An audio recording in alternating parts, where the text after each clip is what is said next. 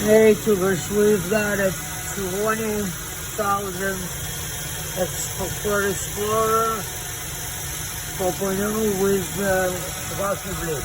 I'm facing two oxygen tankers and I'm spraying carburetor right under the intake. Alright, watch what happens. I spray and I watch. First of all, it starts tumbling.